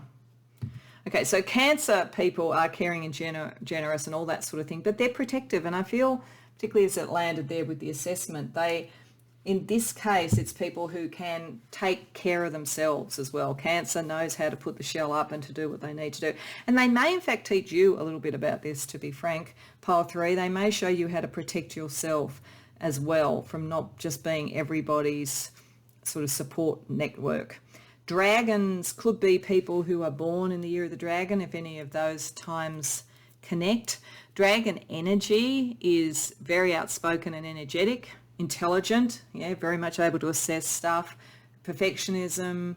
They can be a bit impatient. They want to get to the point. These are the people who will take and act on what you say, not expect you to run their life with a constant flow of sort of emotional support. They are the people who get out there and do something with life. And we'll use one other deck for just a little bit more information.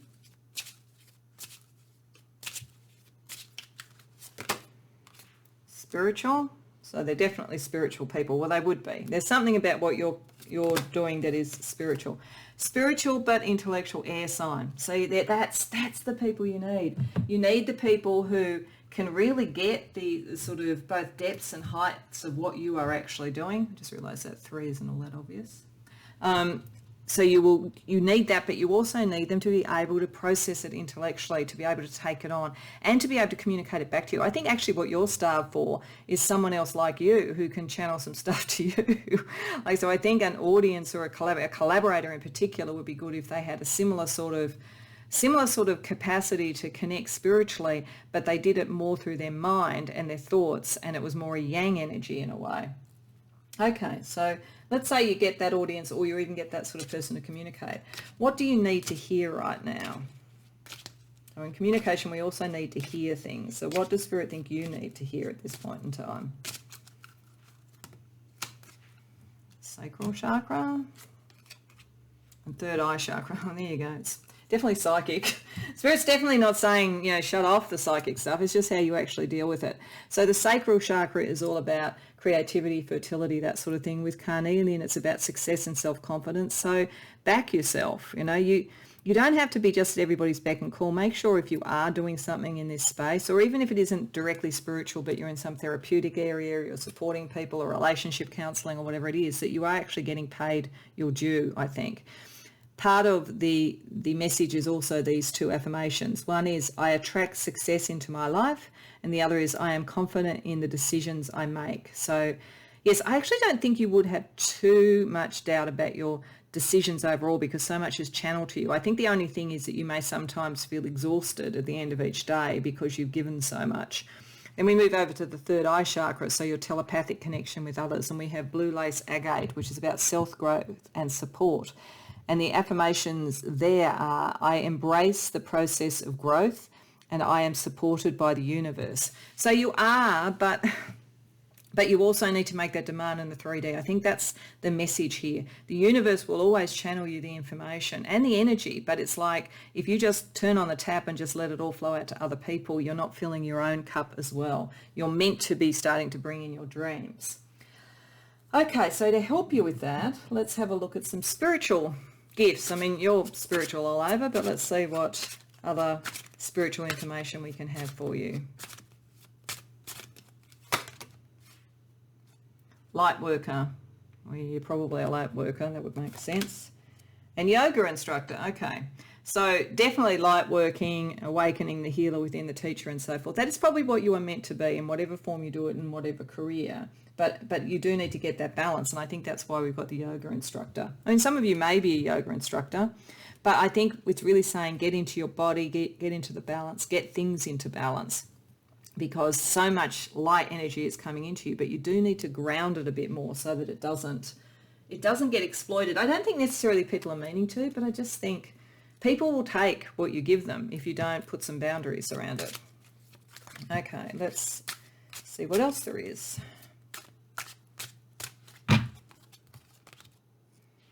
New territory and responsibility.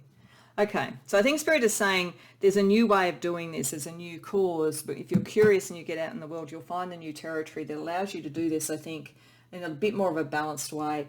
And you will always take on the right responsibility, but I think it's the balanced responsibility then. Once you've determined this and understood it and you've claimed the territory, the responsibility you take on is more likely to be the one that leads to your dreams and not just looking after everybody. So to finish off, I want to use a couple more cards from one of the decks that was at the beginning, which has sort of astrology and sacred symbols and archetypes, and then some astro chakra cards. See, there we've got energy yang. So you're meant to have that balance.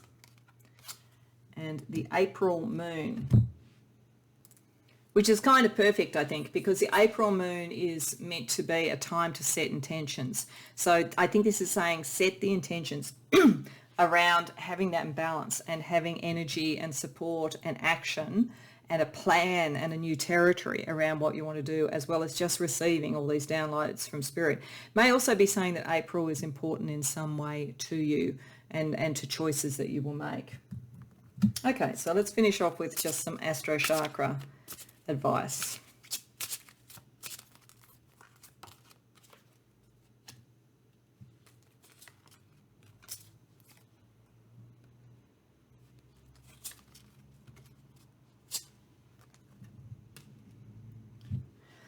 Okay, for a start, we've got the moon twice in the communication, the throat chakra, and also in the sacral chakra around creativity. So I think there's something deeply emotionally resonant to you that you are meant to communicate and create. This is picking up this Edith Piaf energy, this be a curious creature, this have a cause, that kind of thing. You'll bring that emotional energy together and start to make it work for you if you're following your dreams and communicating those. And then your heart center, because you come from your heart, will own the transformative energy of Pluto, and there'll be gratitude with that. And remember that you had the snake totem there, and they're going to the depths. That's very Plutonian. So you can transform everything, because at the end of the day, the energy that's coming through to you is very pure. But you do need to set your intent around that. You do need to act for yourself as well as for others. And you do need to create something that for you is emotionally fulfilling, not just for others. And when you do that, your third house will be really cooking with gas, as they say, will be really, really doing well. So I hope that resonates for you, Pile 3. I hope it was helpful. If so, please like the video and subscribe. And if you care to share in the comments, love to hear about it. Otherwise, I hope to see you in future episodes of this series and also more generally in future readings. Welcome, Pile 4, to your reading. And so these cards here are your communication style. And these are how the key messaging is being received, or the key messaging you're trying to get across or find out. And you're an interesting group of people, I have to say, Pile 4. You are all about change and the cycles of life and the right timing for something to be born, created, and the time for it to move on. And I think that in terms of your overall communication energy, you have this wisdom and this sense of balance, beauty, and symmetry. So some of you may literally communicate in some sort of industry that has to do with beauty, but I think for most of the time it makes me think of that poetry that talks about truth, beauty, and beauty is truth and truth beauty. Or I'm not exactly how sure the quote goes, but that kind of concept of the beauty of symmetry, the beauty of balance, and so forth, and wisdom. There's something very, very wise about you, and something chameleon-like with David Bowie, something that changes. So I feel like you may have Scorpio in the third house, so that kind of transformative Plutonian thing, something like that, or maybe Pisces for the kind of 12th house energy of sort of like resurrection and the sort of underworld and so forth. But the May moon is all about creative growth and starting new ventures, and the December moon is all about when the harvest is done and it's time to sort of leave that behind and move on to something new. So there's something in the way that you communicate that is about the cycles of life. It's about bringing new things into being, seeing them through their development, and then moving on. Some of you may do this through a career where you go in and you establish organisations, set them up and then move on, or help them transition into another level in some way. Some of you, it may be deeply creative, and like David Bowie, you may do creative projects, they have their life, and then you move on to something else. So like an actor or something like that, or a singer. So the concerts or movies are a kind of peripatetic lifestyle where you're sort of moving from one thing to another. But there's certainly wisdom in what you do. You have a sense of balance, a sense of beauty, and you equally embrace the new and also the capacity to relinquish when it is time to move on. You're comfortable with the whole cycle. You don't resist it. Just like David Bowie would do a character for a while and then he would move on and he would do another character. You have that same sort of wisdom, that same sort of understanding about the cycles of life. And there's something in the way you communicate that gives that wisdom to other people. I just feel like you would be very calming in times of change in an organisation, or political times of change, or even around relationships, in being able, if you started a relationship, if it gets to its natural end, you would have a grace and a dignity in how you separate it out. In fact, I'm getting that for some of you with relationship, it's almost like you're a bit like a hermit. You may have relationships, but you're not necessarily, that's not the thing that is driving you. The thing that is driving you is a more ancient sort of wisdom in a way. The thing is, though, for you, that the way that it's going to express itself, or currently looks like it's expressing itself, is that I think that you're doing this with people, like in an organisation or politically or in a contested environment where you are meant to be the strength. Your capacity to deal with change, the way that you can communicate that transformative journey, and the wisdom that you have is like a pillar of strength to people. People are drawn to you in times of great change, and they see in your wisdom great synchronicities. And you have a very good instinct when you are watching the world for synchronicity. I think, in fact, one of the key ways the world communicates with you is through signs, symbols, and synchronicities, a very psychic sort of energy. But the thing is that this is in an environment, or you are likely to be drawn to environments where there is something contested, where there is a power struggle or something, because the two Stories Oracle cards, firstly with Ursa Major, the question that it has is, are you the hunter or the hunted? And the question with Cetus is, what if you could see the world through the eyes of your enemy? So there's a battle. Whether it's right now you're just in a battle, so it just happens to be synchronistic with coming to this reading, or whether this depth of wisdom and capacity to deal with change brings you over and over into battle scenarios. You could be an amazing military strategist who knows when to launch a campaign and when to move on. You could be an incredible change agent in an organisation that knows when to move things on and understands the other sides of things, a negotiator in high stress scenarios that knows when to open a negotiation and when to close out. There's something like that around how your key messages come across. Your strength, your capacity to deal with change is very, very key here.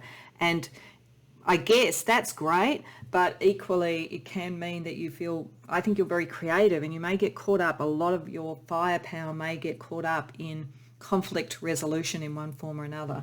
So let's have a look at what audience you have right now. So Sagittarius and waxing crescent, so setting intentions, cartomancy and problem solver. Okay.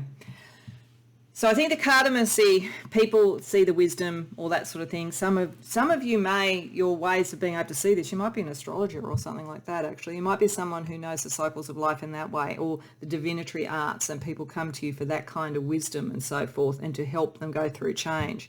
With others, it just may be that there are people who enjoy that side of things and see in this almost scorpionic imprint we have here that they enjoy that, they can connect with you. They like to solve problems or see you as a problem solver. I feel like that's a lot of the people you communicate with are looking to solve, looking through your communication to solve some form of contested environment, and looking to you to set the campaign with the May moon there and the waxing crescent. They want you to come in and be the strategic source, and the one that potentially liberates from energy that's holding people back, that releases the energy of the May moon. So a lot of you, it just feels like you are problem solvers and negotiators and change agents in one form or another. Okay, so let's have a look at how that's working right now with the tarot. So what sort of communication energy is around you right now, pile 4?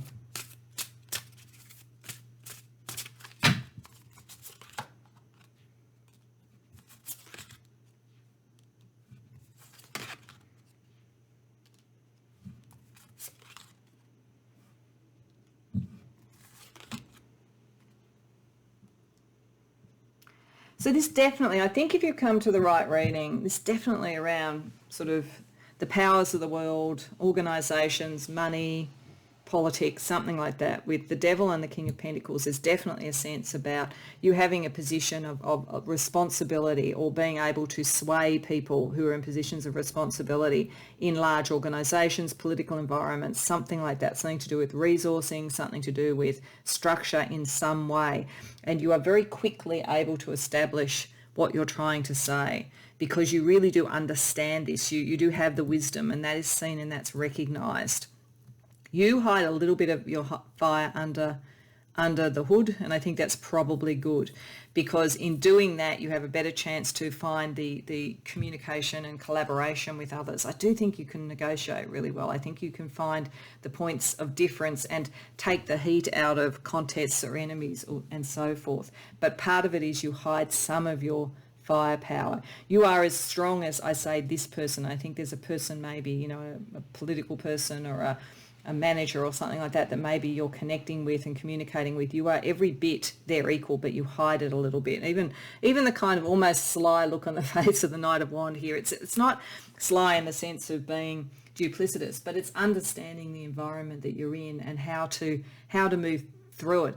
I mean, Knight of Wands often acts before they think, but I don't feel that energy off this card for you, and that's certainly not you. I think it's more that expression is giving me the kind of, I know how to play this game, I know the dance, I can do it, and I know what my goal is, and so forth. And you very much have the respect, I think, of people who can see the material outcomes of what you're doing.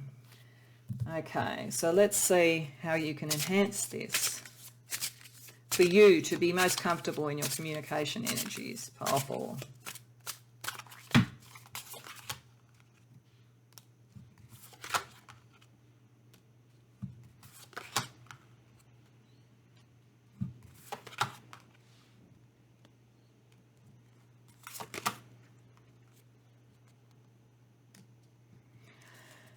Okay, so it's interesting because one of the things I was getting, even as I was shuffling these first cards, is, I don't often say this, but I feel like the people who've come to this reading, there's a really strong sense of fate around you. And what I mean around that, it doesn't mean that you can't make your own choices. I mean, we all get to make our own choices, but I think that there are certain patterns in your life that you are meant to go through, and it's partly because of your ability in these sort of areas in your communication style, but it is to deal with sorting things through. Whereas I actually think you've got the soul of a poet.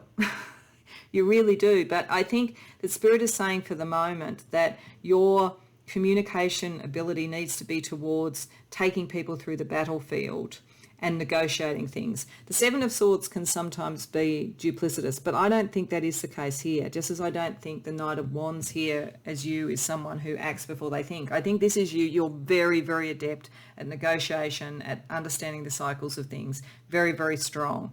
And you are meant to be working with other people at the moment. And I think what that's doing, and I think Spirit just wants you to be aware of it. I don't think it doesn't mean you have to change anything at the moment, but there is a degree to which you suppress your own sort of spiritual side and your own sort of romantic and the side that looks for beauty. Because there's something in you that looks for beauty and poetry and all those sorts of things, but you keep getting drawn into areas where you are dealing with conflict in one way or another. So it may be that there's a spiritual practice, if you are in sort of conflict situations, maybe learn martial arts for the spiritual side of going with the flow. There's just something there, because I just think that there's something around your third house and how you're here to communicate that is going to draw you into that, because you are capable of doing it. But I think there's a side of you that would really just love to be the David Bowie-esque sort of creator and the poet and the musician and all those sort of things. And I think Spirit is saying you can be, but you are also going to have to work with others and deal with this, because there's something, character is destiny, I guess is more what I mean when I say fate. There's something about your character and your ability that will draw you there, or people will seek you out for it. And sometimes you will have to battle because people will feel threatened by that, or because the nature of the battle, only you're really able to deal with it, only you're really be able to go into. I sort of see Moses parting the Red Sea sort of feeling around this. Okay, so let's have a look at who your ideal audience is under those circumstances, because this could be a little bit of a combination between an ideal audience for your poetic side and also for your conflict resolution side. But we'll just use 3 different oracles for some personality characteristics of people who would be a good audience for your type of communication style. Wow, okay. See, you're drawn into this to some degree. So we've got destructiveness. And I think that's actually, I don't think it's some malice or whatever. I don't think that you are a good audience. Oh, you could deal with it. You can deal with enemies, absolutely, and you can cut right through them. But I think this is the executiveness side of this. I think that you'll be a change agent, maybe for people in positions of power that need to bring in change. You know how to do it. So it's how to be destructive in a way that is firm and has fortitude and gets towards what it needs to be, gets towards the next phase, can go from the May moon to the December moon back to the May moon, like to be able to then reharvest the area, or reseed, I guess, the area after the harvest and after the change. So you are going to be drawn to people. People are going to, and people will be drawn to your communication style who want a kind of firm capacity to go through change. That's definitely going to be the case. And I think they're like clients. Clients are employers for you. Let's look at some other energy. Capricorn, yeah, that would make sense. And black, oh yeah. Black, powerful, mysterious, intimidating, influential. Capricorn, hardworking, ambitious, the people of the powers of the world. I mean, I'm sorry. You are a poet, you are, and your sense of beauty and wisdom is profound, but you are going to be someone who works with the powers of the world in one form or another, whether it's work or whether it's like in relationships that you're around or whatever it might be, because you have that ability, and those people are really going to look to you and really understand you. Like, your communication is really going to resonate with them. Okay, let's get a couple of other characteristics for you. Nurturer and non-committal. Okay, so I think this is the other side of it. I think that you will also draw people to you who do see that other sort of more nurturing side for you. I think that the challenge for you is whether or not they will feel they can commit to you if you are so much in this sort of world. I'm not saying this is specifically you, but I'm also getting those sort of like shows like Spooks, sort of MI6 or whatever it was, and where there are people who are in those kind of high stakes jobs all the time, and it's hard for them to have the connection on the love level. So there may be some connection there where it's people who want to nurture and get to the sort of the wise, quiet, spiritual, creative side of you, but But I think you just need to be aware that you have to show that side to them clearly, because otherwise it may feel a bit non-committal on their part, only because they're protecting themselves, I think. All right, so let's ask what you need to hear right now. What messages does Spirit think you need to hear, need to be communicated to you for your highest good at the moment? The third eye chakra and the sacral chakra. So there's the creative stuff, and there's a kind of third eye instinct. It doesn't surprise me actually that we get sort of telepathic third eye instincts. Anybody who's a master negotiator has that ability. You read a room, you know what's going on, at depth.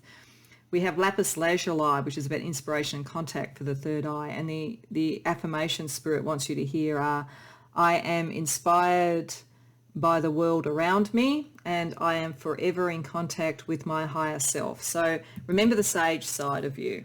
That kind of psychic connection will always be there and will keep you grounded, particularly if you are in really quite volatile environments sometimes. And with the sacral chakra giving you the capacity to create, it's very much that May moon sense, and orange calcite, which is about connection and discovery.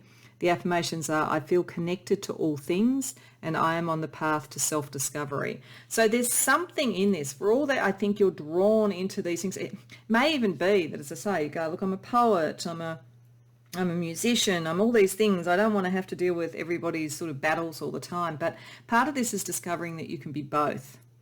You can be both, because they come from the same core of wisdom and balance and a capacity to change, but they're just manifest in different ways. Okay, let's look at some spiritual support for you then, for your communication style.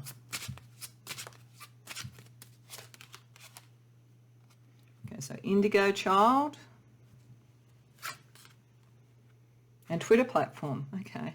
So indigo child, Delta generation, born between 1988 and 1998. Some of you have come here may be in that group, and that group is very connected to starseed energy and spiritual energy and so forth, which would very much connect there. It may also be that people of that generation may really be able to follow you and see you, particularly if there is something creative. And this may be the way. This might be Spirit saying a Twitter platform or YouTube or something like that. There may be a way to also bring out your creativity and so forth using some form of social media platform.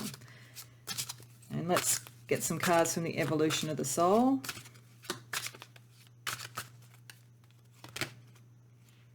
Life path 7 and patience. Okay, so life path 7 is the loner, intelligent, intuitive, analytical, brilliant mind, all that kind of thing. Won't settle for just anybody, so you will have a highly romantic concept about who you want to be with, which I think is just as well, because as I say, you need the right person who understands who you are and isn't non-committal. But I think there is something about you that is on a pathway of change and is very strong, and that fits with the life path 7. And then patience, you may need to be patient. I think that I think that most of you are going to have 2 almost career or vocational paths in your life. I think that the first part is going to be largely working in conflict, power, and so forth. The second part is going to be when you get to be creative.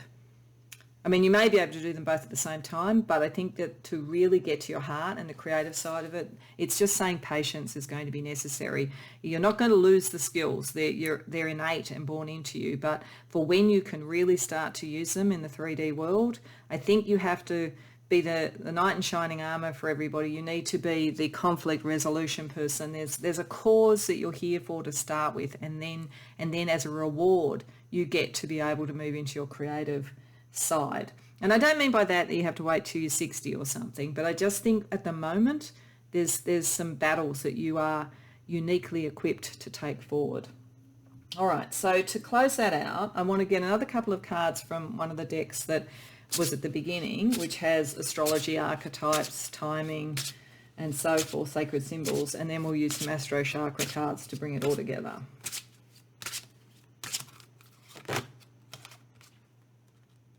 August moon and reflection. What I'm getting from this, because you've got so many moon cards coming up from this deck, is that a lot of this is about cycles and timing, and you will know that August moon is about when you can harvest things. So I think that's partly that you know when you can close a deal, harvest the outcomes of a negotiation, all that kind of thing. But I think it's also saying, it's a confirmation again from Spirit that you will be able to harvest and make something of your creative side as well too. And if you go into a reflection and see the connection of these two things, and how they're not as different as they appear, then I think that you start to see how to harvest it, how even out of the battles that you do might become some of the inspiration for then the creative stuff that you eventually bring out into the world. So let's finalise it. Let's bring it all together with the Astro Chakra cards.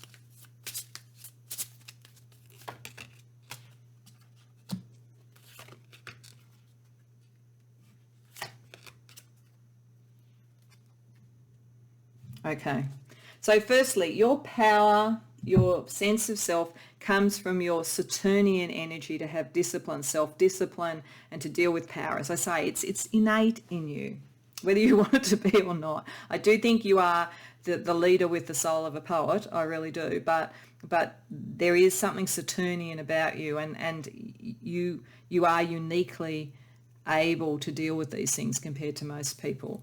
But you are also highly individual. You are also a David Bowie type. And in your creativity and your capacities is, again, about change. There is something in your change ability, which you do in the material 3D world, which will eventually also be part of your individuality and your creativity. And that's when it connects to your spirituality and the nature of your sort of dreams and spiritual beliefs with Neptune. But that's the inspiration, that's the sage coming through. But I think it goes in an order. You establish the power, you understand what that means for you creatively, and that opens up the spiritual floodgates for the inspiration to take you to that other part until that you have the harvest. So I do think you're going to get to do both, and I do think you have the communication style for both, but one precedes the other and gives you a bit of it's almost like a suite of information and understanding and stories to tell, really, in whatever form you choose to do it creatively. So I hope that resonates for you, Pile 4, and I hope you enjoyed the reading. If so, please like the video and subscribe if you haven't already done so. And if you care to share in the comments, I'd love to hear about it. Otherwise, I do hope I see you in future episodes of this particular series as we go through the houses. And more generally, I hope to see you in future readings.